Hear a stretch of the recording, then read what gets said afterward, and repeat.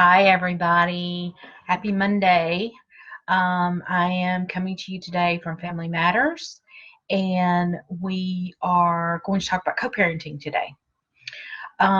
So why co-parent? Well, that's a good question. Kids need as many people in their lives as they can have that are safe, and they really need a relationship with both their mother and their father, or whoever your co-parent is, because we realize that not everybody has a traditional mother and father family.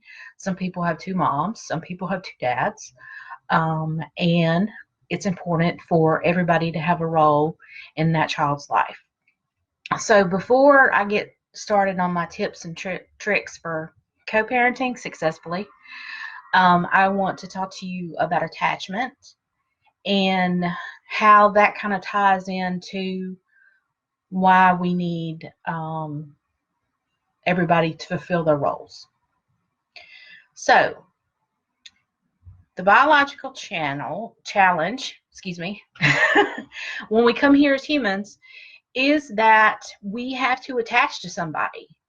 And so we attach to our caregivers, and then we grow up, and then the challenge begins to detach from those caregivers, and then we attach to a partner, a spouse, and we create a family of our own. And that is kind of how attachment works. But if you have problems that come in during attachment, such as you have a caregiver who maybe has some attachment wounds of their own, it's then when the future attachment wounds get created, and those interfere with the relationships that we have when we go to create our own family. So, moms. Let's talk about moms first, and then we'll talk about dads. And as that relates to, we're just going to talk about the mom role and the dad role, no matter who's fulfilling that. Okay? So, mom's role is to provide nurturing. Dad's role is too. But a lot of the times, moms are the one who do that. They're the ones who were doing the feeding, the caring, and general care of the child. And then dads are normally the protectors. They're the fun people. Moms can be fun too, but dads are really a lot of fun, which is really why it's important that you allow dads to be dads. So you attach to your mom and your dad, okay?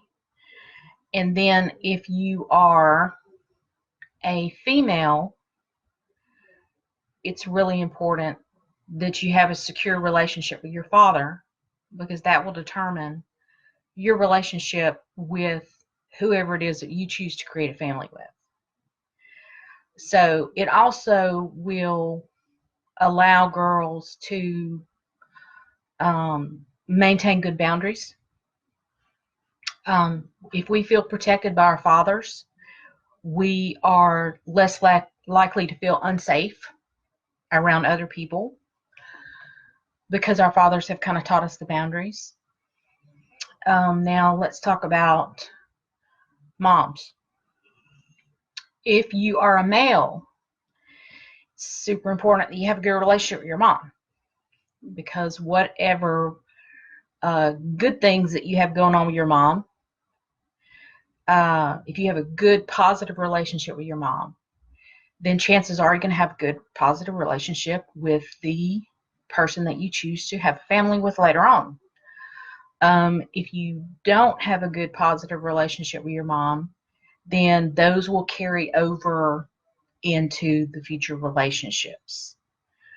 So Imago marital therapy talks about the fact that unconsciously, without us even being aware, we choose partners that we want to work out the attachment wounds that we've created with our parents.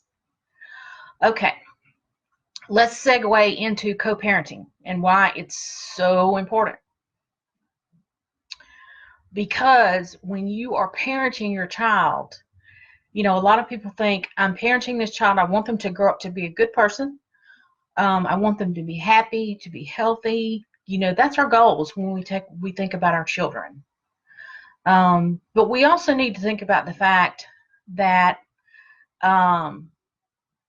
we are raising future parents. Okay? So that's what I want you to think about when we start talking about when I start talking about co-parenting. And hey, Cindy, I'm glad you're tuning in today. Okay. So let's say that we meet somebody that we think is spectacular and we have some children with them. And then later on down the line, we have some things that we just can't work out with this person. And we wind up separating in a divorce. And then we get angry. We've got conflicts, we've got anger, we've got sadness, we're grieving, because that's what a lot of people don't realize about divorce, is that when you get a divorce, it's not necessarily that you had a bad fight and you broke up. Okay, it's not that. You have to grieve the fact that you're not having a relationship with this person anymore. You have to grieve all of the could have been, should have been. And you need to realize that that is taking place for your children as well. So when you have children with somebody, you are connected to that person for life. Some people say, oh, well, it's just to get the kids raised until they're 18. No, it's not. Because your kids are going to grow up and they're going to have a lot more events. They're going to have graduations. They're going to have weddings. They're going to have children. And then you're going to have grandchildren with this person. So it's really important that if you can't make it work being together, that you can figure out how to make it work for your children living separately. Kids need to have two households that are working together for their success. So I'm just going to take a look at a couple of things, but I'm going to keep talking, okay? So these are just some tips for successful co-parenting. And it talks about that 16% of children are living in a blended family, a household with a step-parent, step-sibling, or half-sibling. 1, practice empathy.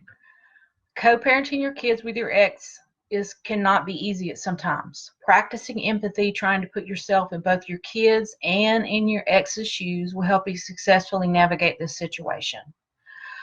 Be open and flexible with schedules. I see a lot of people that come in and they say the court order says that they're going to have them every other weekend and Wednesdays at 6 o'clock. That's great. It's also, we don't all have to live by court orders. So you can also schedule extra time in there where children can be with the parent that they don't live with. It doesn't have to be every other weekend and every Wednesday. You can be flexible. Pick your battles. If there's a conflict that comes in, you need to ask yourself, is this really the battle that I need to pick today? Communicate directly with your ex-partner, ex-spouse. Don't have the kids delivering messages or have a go-between. You need to be able to communicate with your ex, and your children need to be able to see that. They need to be able to see that their parents can work it out, they can figure it out, and that things are not unsalvageable.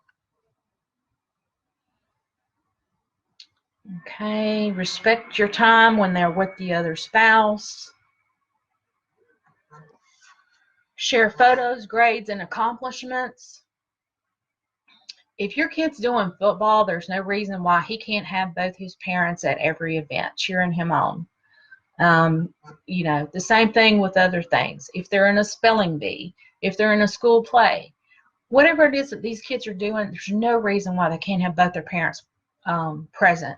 Trust me, you can get along with anybody for 2 hours. You also need to encourage your kids to communicate with the parent who doesn't live with them all the time. This can be accomplished by a nighttime FaceTime they can have with their parent that they're not with at the moment.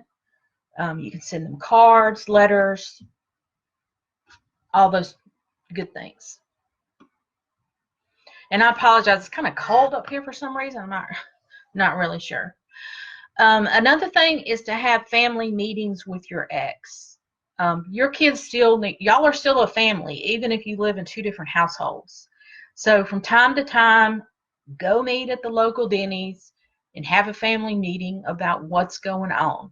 Again, anybody can get along for 2 hours. If you can't seem to get along, okay, consider co-parent counseling or maybe a family therapist, and get a third party to help you work it out. So that's my Mindful Monday for today. And I apologize for all of the ums and so's and thens and still practicing on this stuff. But thank you for those that tuned in.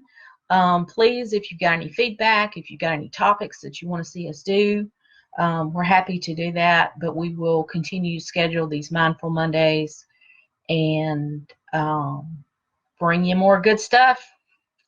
Okay, so that's all the news that matters from Family Matters. And I'll see y'all in probably about a month. All right, bye.